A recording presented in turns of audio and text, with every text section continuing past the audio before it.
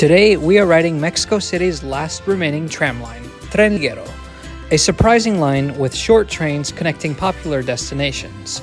I live in Washington, D.C., and when I traveled to Mexico City last summer, I noticed our two cities have quite a few things in common.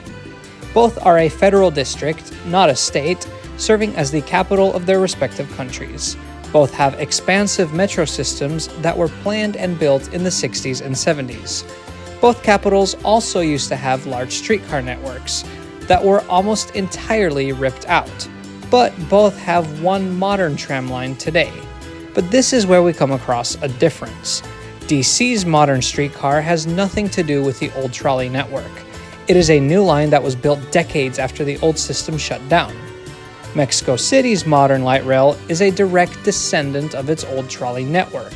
The line was modernized in the 1980s, but has been in service for over a century. And today we're going to ride this line, which in my opinion is pretty underrated here on YouTube.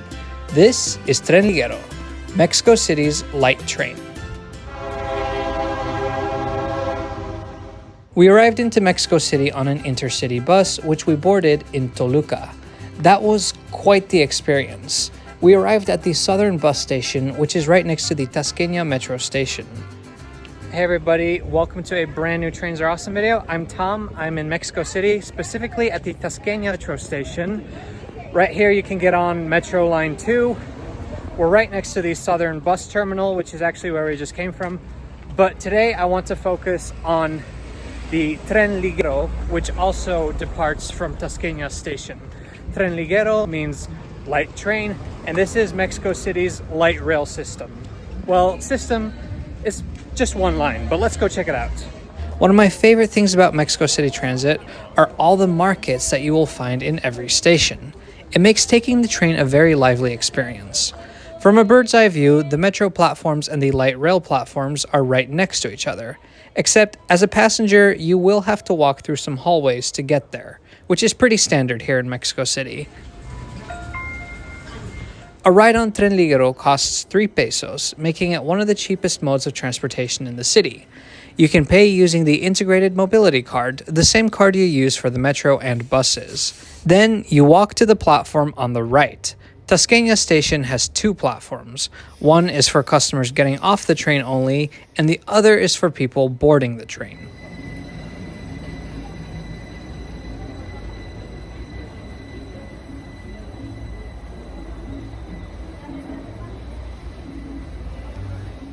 The train that just arrived will go to a tail track beyond the station. Then it will return to our platform for its next journey southbound. I have to say, I really like that color blue. It looks very good on that train. And the next inbound train is already coming in.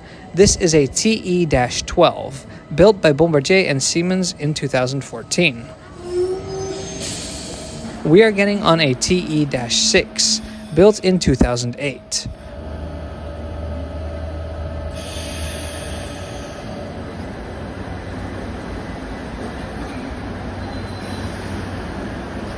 On the outside, they look practically identical.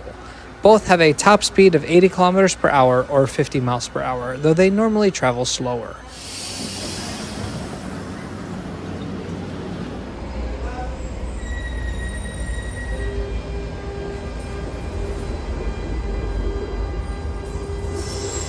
The interior of the train is very plain. There are line maps up by the doors. Every station has a unique pictogram, just like on the metro and Metrobus, to help people identify them.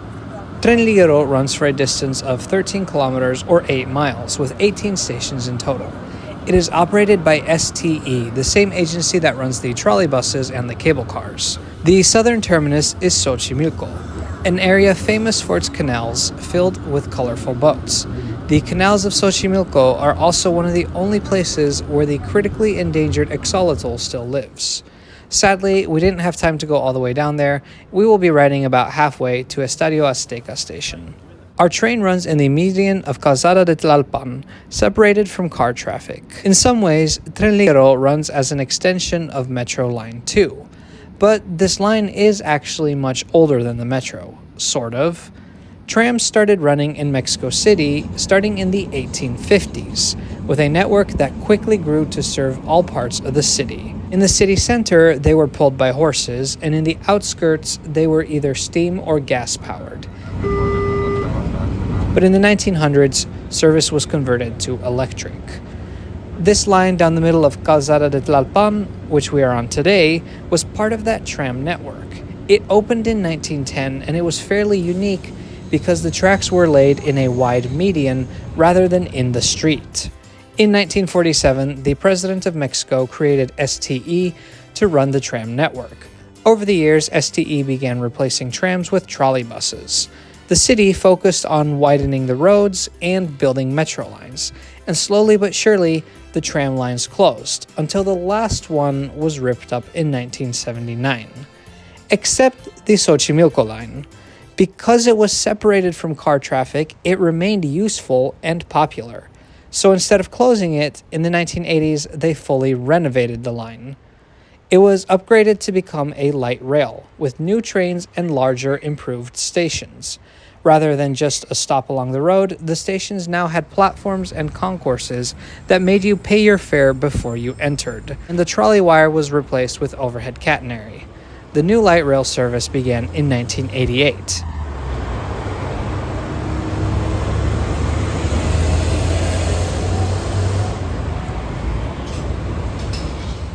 From 1990 to 1991, there was also a branch line to Tlalpan, but it wasn't very popular, which is why it closed so quickly.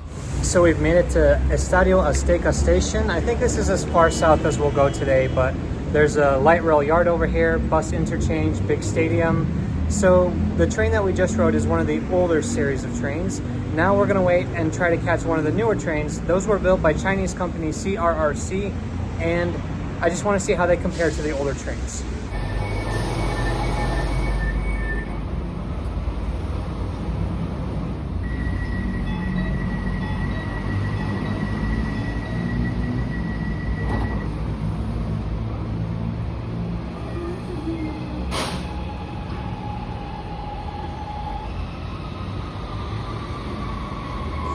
So far, I think this has been a really good experience. The frequency is kind of hit or miss. Sometimes there's like 3 in a row, then there's a 5-minute gap between them, but we make good speed. We're going faster than all the cars. The stops are frequent, and I thought it was funny that at the one railroad crossing, we stopped in the middle of the crossing.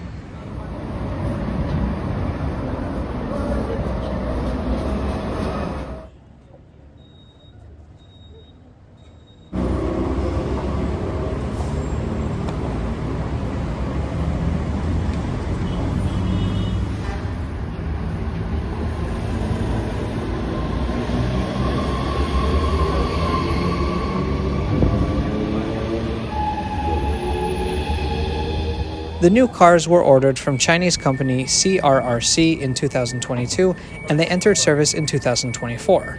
You can tell them apart from the older fleet by the shape of the headlights, but also by the colorful festive decorations on the front of the train. The inside is still very basic. I was expecting some screens or something, but there still are definitely noticeable improvements. Próxima estación, Textitlán. They have onboard security cameras and pre-recorded announcements, just to name a few things. These hand grips look very strange to me. Lado.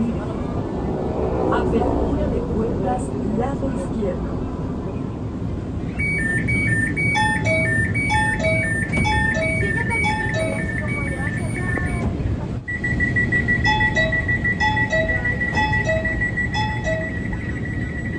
The windows open for ventilation. I guess people ride these only for a short period of time, so the sober interior is not that big of a deal.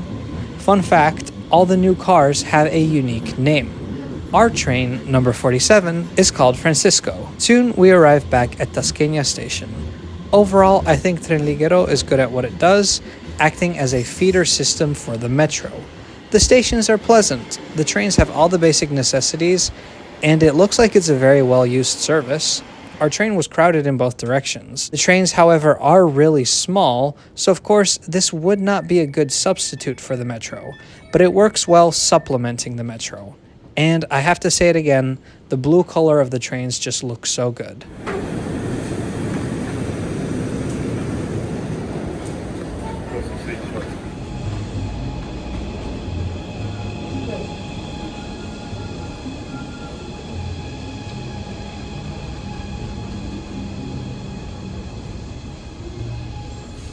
Well, the new CRRC trains were marginally better. They had audible announcements, which was a major improvement in my opinion, but still very basic interior.